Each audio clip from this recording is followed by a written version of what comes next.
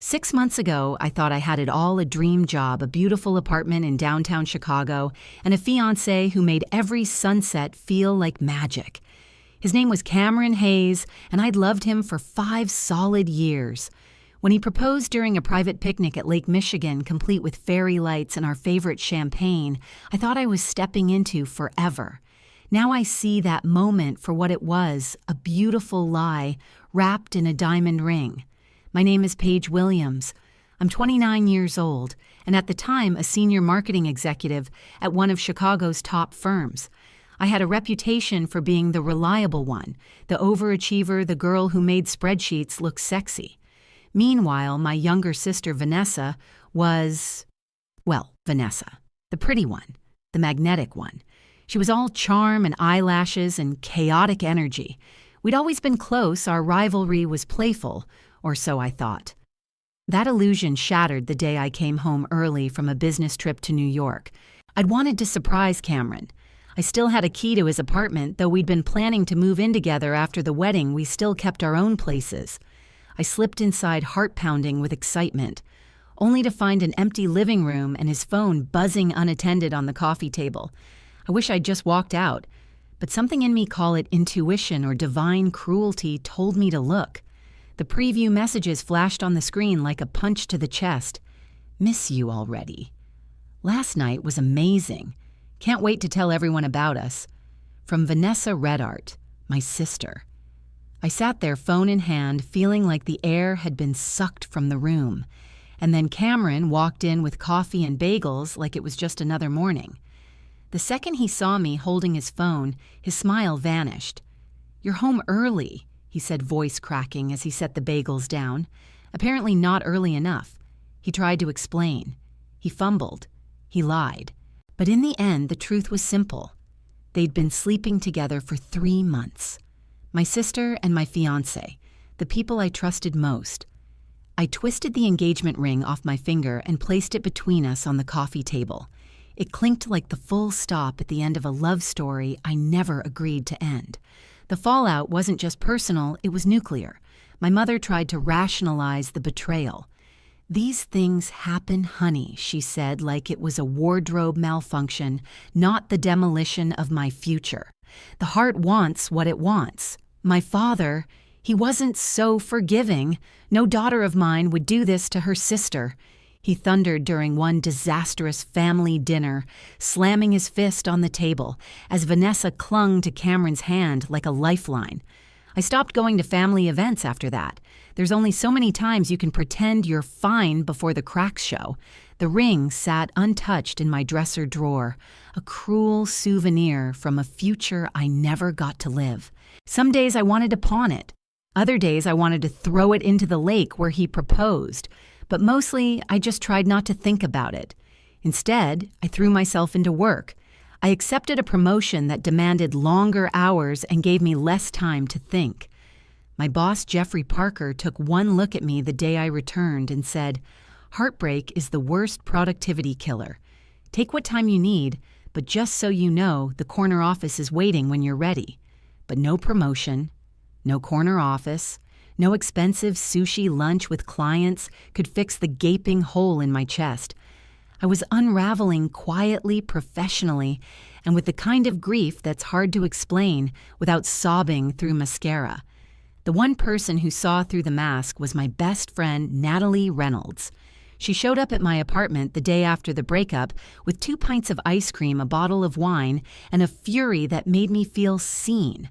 "We're going to burn his clothes, change your hair, and find you a man so hot, Vanessa chokes on her own vows," she declared, tossing open my closet like a woman on a mission. I didn't burn his clothes. I donated them. I didn't take that tropical revenge trip. Work was too busy.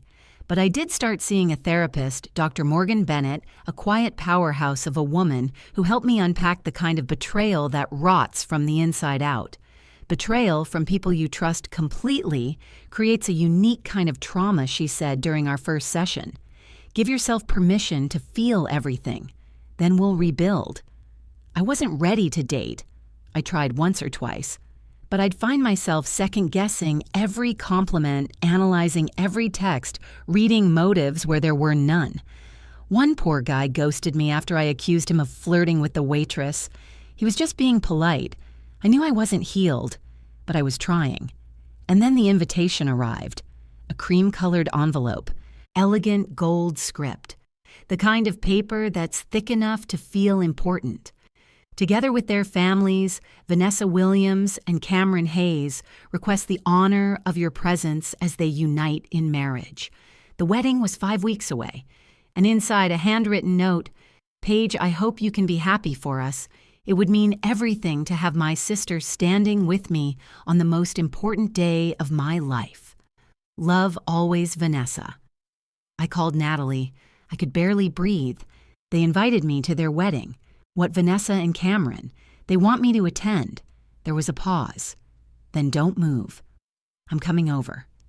She arrived with wine. Again. Poured us both a glass again. And stared at the invitation like it was a threat. This is either the dumbest, most tone-deaf move in the history of weddings, or it's a deliberate power play. At first I agreed with her. There was no way I was going. But the days passed, and the phone calls started.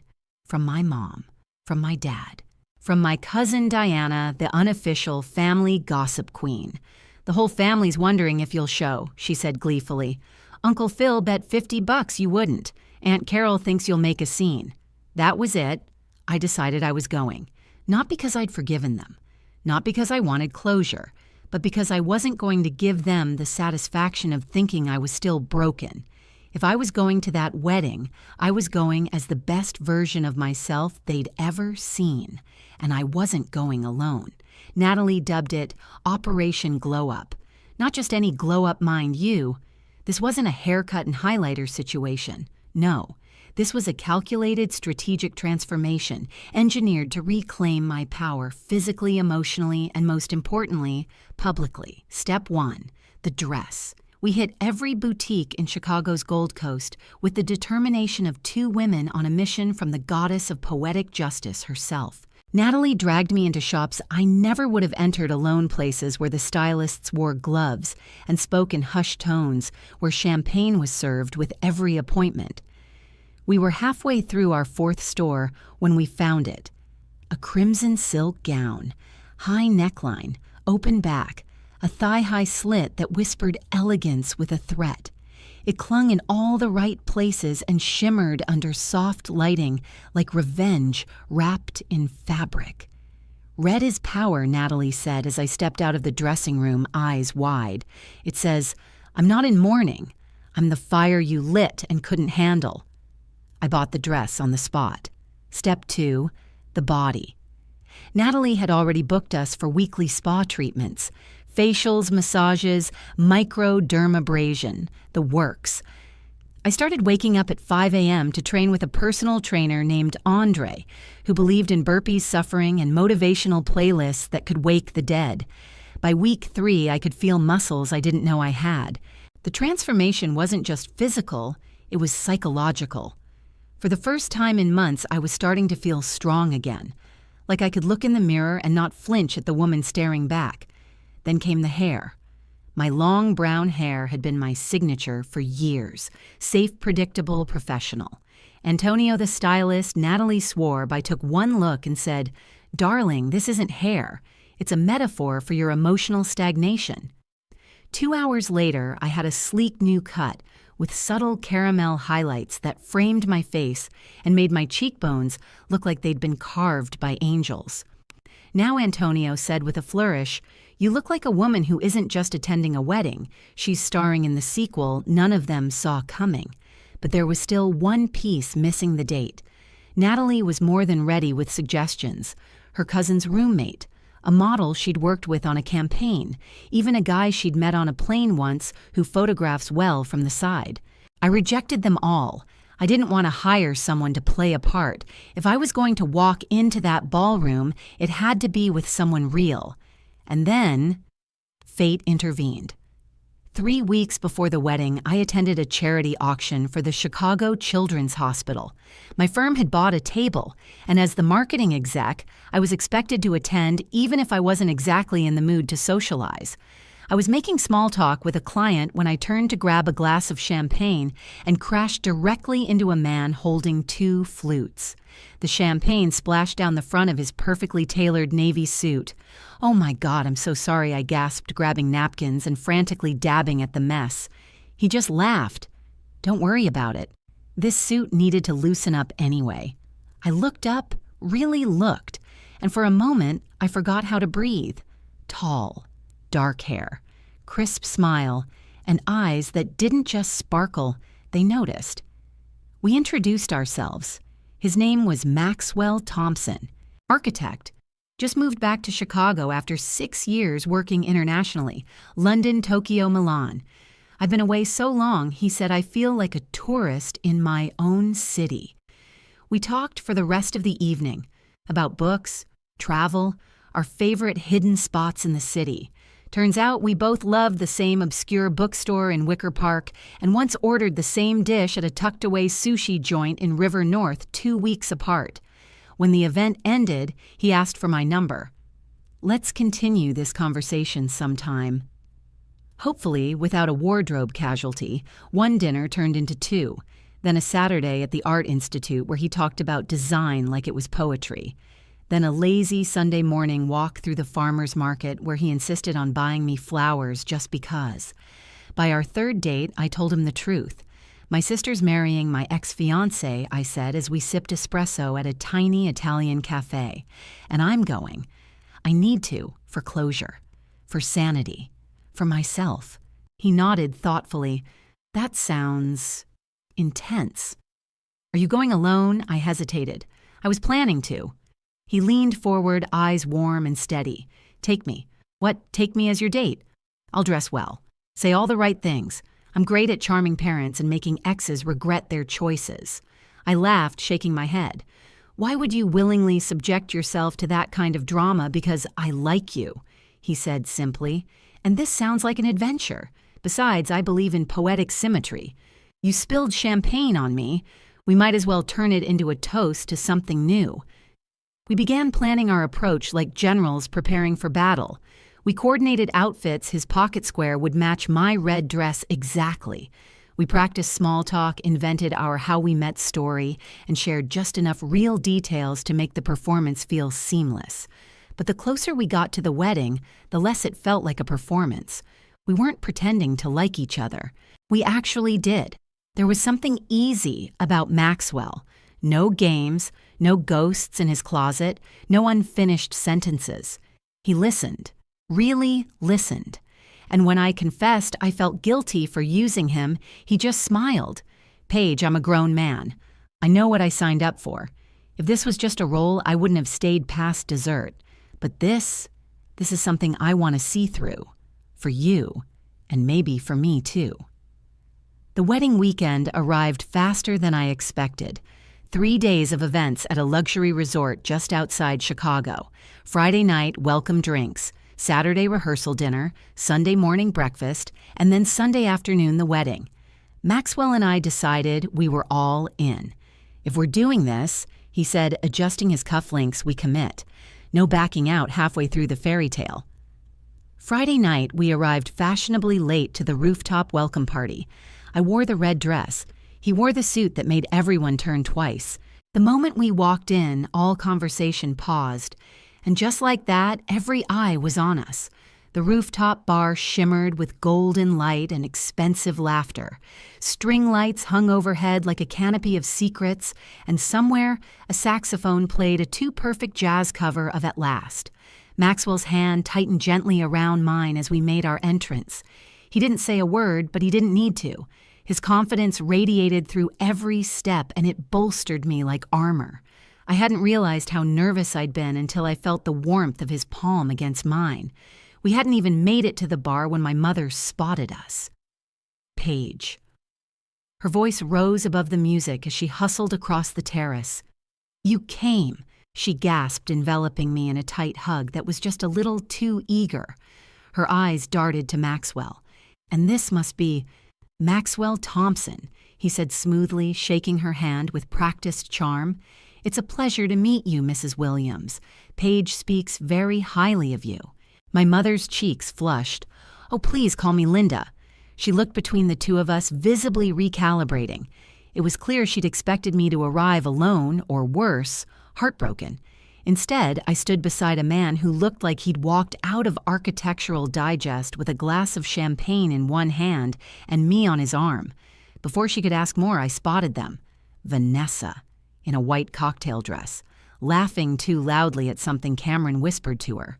The sound of their laughter hit me like a punch I hadn't braced for.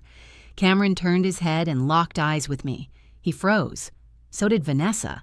The change was subtle but undeniable.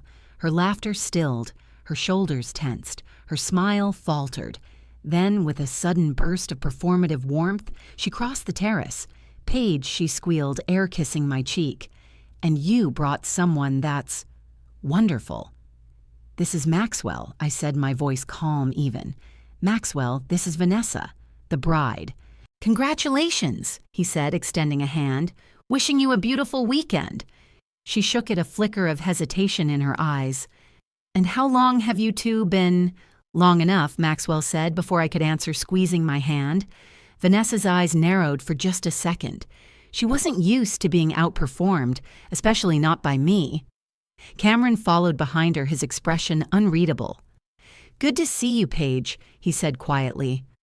"Wouldn't miss it," I replied with a smile that didn't reach my eyes. Maxwell shook Cameron's hand with the kind of grace that made it impossible to tell whether he was being friendly or dominant. "Maxwell Thompson," he said. "I've heard a lot about you." "Yeah," Cameron muttered. "Likewise." The rest of the evening played out like a social chess match. Vanessa paraded Cameron from group to group, always glancing our way. Cameron, meanwhile, kept stealing glances at me when he thought I wasn't looking. But I saw every shift in his eyes, every fidget, every furrow in his brow. Maxwell. He was a revelation. He charmed my great-aunt Mildred, remembered people's names with ease, laughed at my father's old jokes, and kept his hand on my back with a warmth that was steadying, not possessive. People began to notice. By the end of the night, I was no longer the jilted ex. I was the mysterious woman who'd shown up with the man every other woman in the room couldn't stop staring at. "You're killing it," Maxwell whispered as we stepped into the elevator. "I feel like I just ran a marathon in heels," I whispered back. When we reached our respective hotel rooms, we lingered at my door. "You were incredible tonight," he said, brushing a loose curl behind my ear. "You too," I said, heart-thumping. He leaned in, kissed my cheek, and smiled. "Rest up.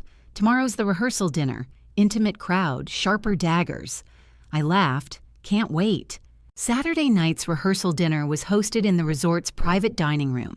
Smaller guest list, less alcohol, higher stakes, and a seating chart that placed Maxwell and me across from Cameron's parents.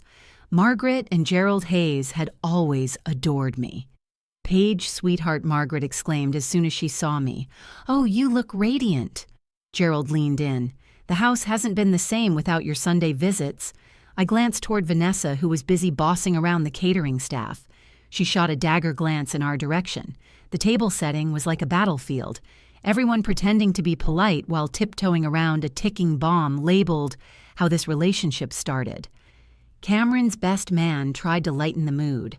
"I've known Cameron since college," he said during his toast, "and I can tell you this, he's the most decisive guy I know, except when it comes to restaurant menus, or choosing between sisters." The laughter was awkward, forced. Cameron winced. Vanessa squeezed his hand so tightly I thought she might cut off circulation. Sunday morning's family breakfast was held on the lawn. Maxwell and I found a table with my father, who was sipping coffee and scanning the paper like he hadn't been through emotional warfare the last 24 hours. Gerald and Margaret soon joined us, deliberately avoiding Vanessa's table. So Paige Gerald asked, still in marketing, "That firm of yours must be thrilled to have you in that corner office." "They are," I smiled. "It's been a good year." My father beamed with pride. She earned every inch of that promotion. When the others went up for seconds, my father leaned in. "I want you to know how proud I am of you," he said, voice low. "You're handling this weekend with more grace than I ever could." I nodded too, moved to speak. He looked across the lawn at Maxwell, who was chatting with my cousin Diana. This new guy, he seems solid, not just flash. The way he looks at you, it's different. Before I could respond, Cameron appeared. "Mr. Williams." He nodded stiffly. My father returned it with a cool nod. "Paige, can we talk privately?" My father tensed. "It's okay, Dad," I said, standing. "I've got this." He led me toward the garden path where guests had started milling for pre-ceremony drinks. "I just wanted to check in," he said, stuffing his hands in his pockets. "Make sure you're okay." "I'm great," I replied flatly.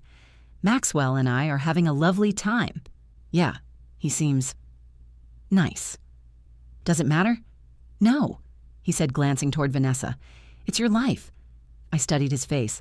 He looked tired, paler than usual, a little lost. "Are you happy, Cameron?" He blinked. "Of course. Why wouldn't I be? It's my wedding day." I raised an eyebrow. He looked away. "We made our choices, Paige. I just want you to know you didn't deserve what happened." "You're right," I said, voice soft but steady. "I didn't." Just then, Vanessa appeared. She wrapped her arm around Cameron like a lifeline. "What's going on, just talking?" I said. Her smile didn't reach her eyes. "He's mine now," she said low enough only I could hear. "Whatever you said to him, it won't change that." I stared at her, not with anger, but with something closer to sadness. "I don't want him back, Vanessa." She looked at me, eyes narrowing. "This isn't a competition." "It always was," she whispered. "You just never noticed. Because you were always winning." The morning of the wedding arrived wrapped in sunshine and manufactured serenity.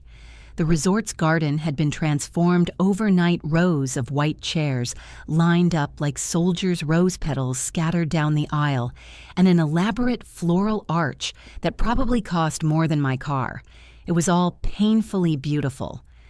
Natalie showed up at my suite bright and early, armed with makeup brushes, bobby pins, and backup confidence. "Final chance to run," she said, unzipping her kit and eyeing me in the mirror. "I've got a car idling out back and a bottle of Prosecco with our names on it." I smiled, surprisingly calm. "No, I'm staying. But thank you for always giving me the choice." Natalie studied my face. "Something's different about you today." I nodded. "I talked with Maxwell last night, about closure, about moving forward. Just a talk," she teased, raising an eyebrow. "And a kiss," I admitted, cheeks warming. "Knew it," she said with a grin. "Girl, he looks at you like you're the answer to every question he's ever had." As she worked her magic sculpting my face with expert strokes and pulling my hair into a soft, elegant updo, I felt something shift. Today wasn't about revenge anymore. It was about release. Maxwell arrived 2 hours later and knocked on my door. When I opened it, his reaction made all the effort worthwhile. He just stood there for a beat, stunned. "You are breathtaking," he whispered, his voice catching slightly. He looked incredible, too. Charcoal gray suit, crimson tie, a red pocket square that matched my dress so perfectly it could have been fate or a stylist's dream.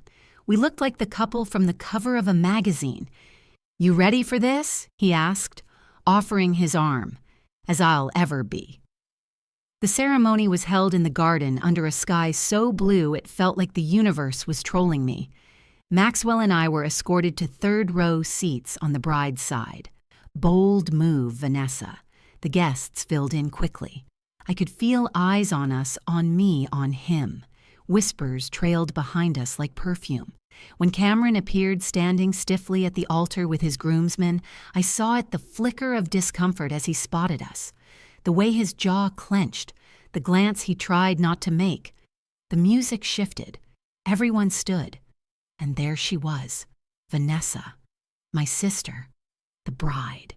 Draped in fitted lace and family expectations, her blonde hair swept into a perfectly curated updo, flowers woven through like innocence, pinned into place. She was radiant. She was nervous. My father walked her down the aisle, his face a masterclass in emotional conflict, pride, disappointment, duty, all colliding in every step. The ceremony itself was quick, traditional. Beautiful, I suppose, if you didn't know the backstory. I noticed Cameron stumble slightly over his vows. Vanessa's voice rang clear and confident, practiced. When the officiant asked, "Does anyone object?" every head turned briefly to me. I smiled, sipped my champagne, and said nothing. They were pronounced husband and wife, and I felt free. Maxwell leaned in. "You okay? I think I actually am," I whispered. And to my surprise, I meant it.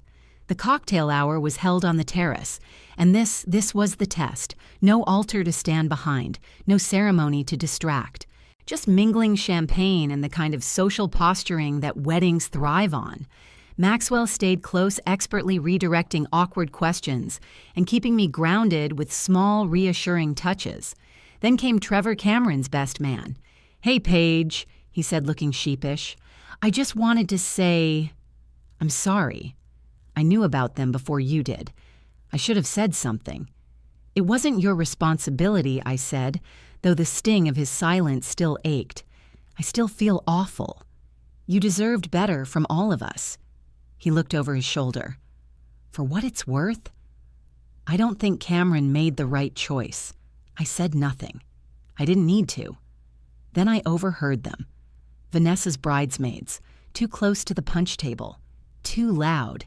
"Did you see Paige's date? She probably hired him. No way that's real. He's way too hot. Cameron keeps looking at her. Vanessa's gonna flip." Maxwell returned, handed me a fresh glass of champagne, and subtly turned me away from them. "Dinner's starting," he said. "Let's give them a show." The reception ballroom was stunning, draped in twinkling lights, overflowing with flowers and candlelight and Pinterest perfection. It looked familiar, because it was. These were my ideas I'd once scribbled on napkins with Cameron during lazy Sunday mornings, now brought to life for my sister. Maxwell and I were seated at a table with my parents, Cameron's parents, and my Aunt Lillian and Uncle Tom. Strategic seating, emotional buffer zone. The toasts began. The best man, the maid of honor, safe, polite, predictably tearful. Then Vanessa stood up, glass in hand. "I want to say something too," she announced, her voice slightly too loud. The champagne was working. "I know everyone here loves a good love story." She began looking directly at me. And ours, mine and Cameron's, it wasn't simple. The room tensed. But love isn't always about timing. It's about recognizing who you're meant to be with, even if it takes time to see it. She raised her glass. He may have settled for someone else first, but I'm the one he chose forever. A wave of stunned silence fell over the room. My mother gasped. My father looked ready to walk out. Cameron frozen, embarrassed. And before I could respond, Maxwell stood. He lifted his champagne flute and cleared his throat. For those I haven't met yet, he began, voice smooth and confident. "I'm Maxwell Thompson. Paige's date tonight." He looked directly at Vanessa. "I'd like to congratulate the bride and groom. Marriage is a sacred thing, a promise to see the best in someone even at their worst." He turned to the room. "And speaking of seeing the best in someone, I've only known Paige for a short time, but what I've seen, it's extraordinary."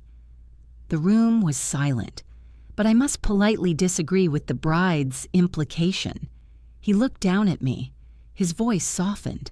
"I'm not Paige's consolation prize. I'm her upgrade. You could hear a pin drop." Vanessa's smirk vanished. Cameron blinked like he hadn't fully registered what just happened. My mother's wine glass froze mid-air. And Maxwell. He stood tall, calm and devastatingly composed, like he'd been waiting for this moment. For those who don't know, he continued, voice steady and warm. "I recently moved back to Chicago after 6 years designing properties abroad. I helped develop the Elwood Tower in London and the Soto Museum in Tokyo. That got some murmurs. Recognition flashed across the faces of a few guests. Cameron's boss, seated 2 tables away, sat up straighter. My work was featured in Architectural Digest last month, which some of you might have seen. More murmurs. Diana. My cousin gasped like she'd just realized she followed him on Instagram. "But that's not why I'm here tonight," Maxwell said, returning his focus to me. "I'm here because I met a woman who, despite being hurt in ways no one should endure, chose grace over vengeance, who walked into this room not to reclaim attention, but to reclaim herself." I felt my throat tighten. He wasn't performing. He was speaking from the heart. "I came tonight because I wanted to support Paige," he said. But what I didn't expect was to start falling in love with her. Gasps. Audible gasps. The band members at the back paused mid-handoff of their instruments. "She's not anyone's second choice. She's the kind of woman you build your future around.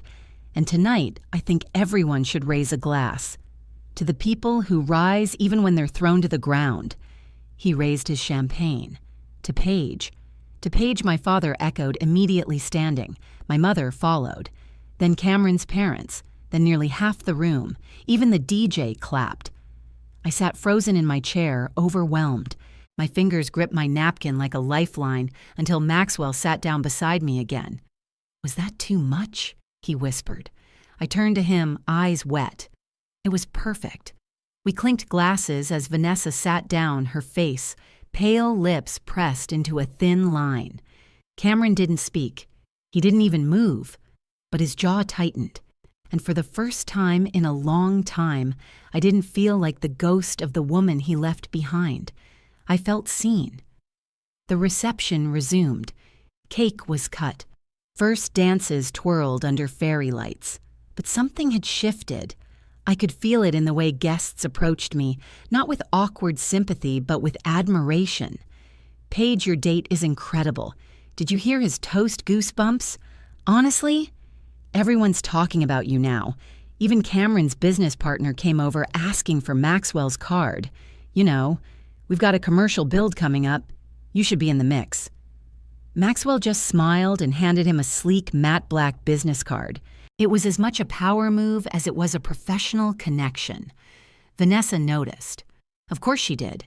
She kept glancing our way, her smiles tightening every time Maxwell placed his hand on mine or whispered something that made me laugh. She was unraveling. Not publicly, not yet, but I saw it. I excused myself to the restroom after dessert, needing a moment to breathe. The bathroom was quiet, a welcome contrast to the swirling music and champagne-fueled laughter outside. I was reapplying my lipstick when the door burst open. Vanessa. She didn't even pause. "What the hell was that?" she snapped, letting the door slam shut behind her. "Your boyfriend's little monologue." I blinked at her in the mirror. "You mean his toast?" "That wasn't a toast," she hissed. "That was a performance. A calculated move to make Cameron look like he downgraded and me look like some home-wrecking brat." I capped my lipstick, slowly turned to face her. "You're upset because someone defended me after you publicly insulted me at your own wedding." Her eyes flashed. "You always do this. You always win." "I didn't come here to win," I said, voice low. "I came here for closure. I came here for peace."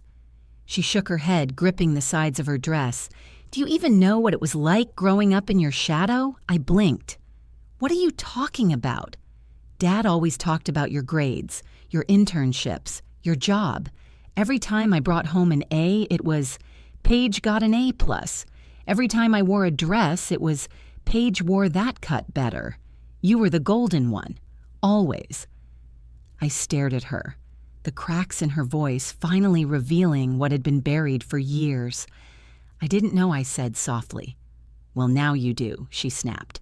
"So excuse me for wanting something that was yours just once." I swallowed hard. So this wasn't about love. It was about revenge. She hesitated too long. Then she said the one thing I never expected. "He talked about you, you know, all the time, even when we were together. Paige would have handled this better. Paige always knew what to say. Even when I had him, I didn't really have him." Her mascara smudged slightly as she looked down at the floor. "I thought marrying him would fix it, prove something. But he still looks at you." I took a breath, steadied my voice. "I don't want him, Vanessa." She looked up. Then why did it feel like you took everything back tonight? I walked over, gently handed her a tissue. Maybe because deep down, you know what you took wasn't yours to begin with. She flinched, but she didn't deny it. We stood in silence for a few moments. Two sisters, two scars. This wasn't forgiveness. Not yet, but it was the first honest conversation we'd had in years. As she left, she paused at the door. Your architect really loves you. I didn't respond. I didn't need to. She already knew. When I stepped back into the ballroom, the air felt different, lighter. The music had changed to a jazzy, slow number.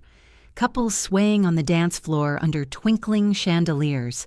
My mother waved from across the room. My father smiled. And Maxwell. He was standing beside the bar, deep in conversation with my father and laughing. The sight did something to me, warmed something that had felt numb for too long. He glanced up and caught my eye. His smile deepened. His eyes softened. Whatever Vanessa had just tried to shake in me, Maxwell pulled back into place. I made my way toward him, but Cameron intercepted me halfway. Paige, he said quietly, glancing around like he didn't want to be seen. Can I talk to you? I nodded. Maxwell, noticing, stayed by the bar, but met my eyes with a quick nod. I gave him the smallest smile, I'm okay. Cameron led me out onto the terrace where the air was cooler. The noise dimmed behind the double doors. He shoved his hands in his pockets, staring at the garden now glowing under fairy lights. Your boyfriend made quite the impression, he said after a moment. His name is Maxwell, I replied. And yes, he did. Cameron nodded, jaw tight. I didn't expect that. Did you expect me to come alone, miserable? He hesitated. No, maybe. I don't know. He looked down at the ring on his hand, the one I once imagined placing there. I wanted to say, I didn't leave you because you weren't enough, Paige. Then why did you leave? I didn't mean for my voice to sound so fragile. But after everything, months of silence, pain, confusion, I needed the truth. Cameron took a long breath. With you, everything was planned, structured. We had goals, calendars, Excel spreadsheets for our vacation days. It felt safe. And then Vanessa came in like a hurricane, unpredictable, messy, passionate. I thought I wanted chaos. I stared at him. And now, he looked away. Now I'm married to someone who throws wine glasses when she's angry and cries when I don't answer a text in 5 minutes. Sounds exciting, I said deadpan. He huffed a laugh. Do you regret it? I asked. He didn't answer right away. I regret hurting you, he said. I regret how I handled it. You didn't deserve that, but I made my choice, and I have to live with it. I nodded slowly. You do. He turned to me, then eyes suddenly tired. I hope this Maxwell guy, I hope he treats you right. He already does, I said. And for the first time since our breakup, I meant it with everything in me. I'm glad, Cameron whispered. Then he turned and walked back inside. I stayed on the terrace for a moment longer, watching the shadows dance across the lawn. And then I heard footsteps. Thought I might find you out here, Maxwell said gently. He wrapped his arms around me from behind his chin, resting lightly on my shoulder. You okay? I am now. We stood like that for a while. No need to speak. Eventually, we slipped away from the reception without saying goodbye. No dramatic exits, no bouquet toss, no sparklers, just us, his hand in mine. A quiet goodbye to the past, a hopeful step into something new. 1 month later, Maxwell and I were having dinner at his loft, wood-beamed ceiling city skyline outside the windows when I got a text from my mom. Vanessa and Cameron are back from their honeymoon early. They fought the whole time. Something about Cameron texting his ex. Maxwell raised an eyebrow as I read it aloud. Surprised, he asked, pouring wine into our glasses. Not even a little, I said, sliding my phone aside. Their relationship was built on betrayal. That's a shaky foundation. I wasn't being bitter, just honest. I didn't wish them misery, but I no longer carried their weight. In the past month, Maxwell and I had grown closer. We took turns cooking dinner, he burned toast, I couldn't flip an omelet, explored bookstores, and watched bad documentaries just to make fun of them. We were building something real, something easy. One night after we argued over whether The Great Gatsby was genius or overrated, he handed me a small box. Inside was a silver key attached to a sleek compass-shaped keychain. A key to my place, he said. No pressure, no timeline. I just wanted you to know this is your home too whenever you want it to be. That gesture meant more than flowers or fancy dinners ever could. It wasn't about possession. It was about welcome. 2 months later, I attended a family dinner. Vanessa and Cameron were there. Maxwell offered to come, but I declined. I need to do this myself, I told him. And I did. My dad hugged me extra tight. My mom beamed when I handed her wine. Vanessa and I exchanged an awkward but civil nod across the table. Progress. She cornered me in the kitchen later.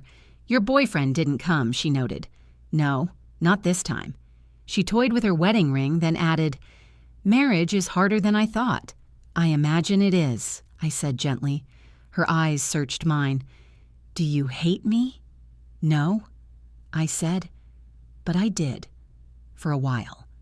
She looked down quiet. I don't want you to be unhappy, Vanessa, I said. I just want to stop carrying your choices on my shoulders. She blinked. That sounds like therapy talk. It is. I smiled. It helps. She gave me a half smile. Maybe I should try it. I nodded. If you want Dr. Bennett's number, I'll send it to you.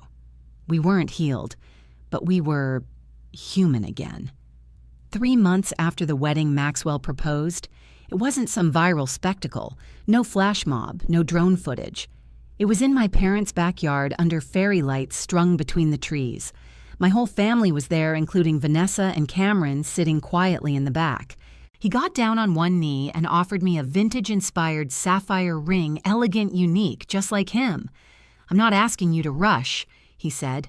I just want the world to know that I choose you, every day, for all the days to come.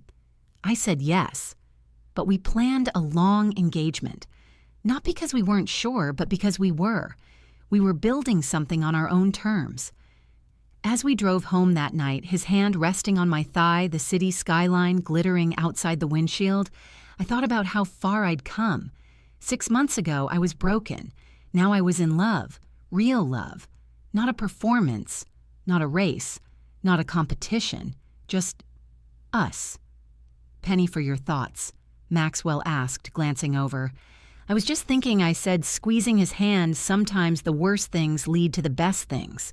He smiled. Like wedding invitations from your sister. Exactly. If you've ever been betrayed by someone you trusted, completely know this, it doesn't have to be the end. Sometimes it's just the first step towards something better. Have you ever had something painful become a blessing in disguise? Share your story in the comments below. I'd love to hear it.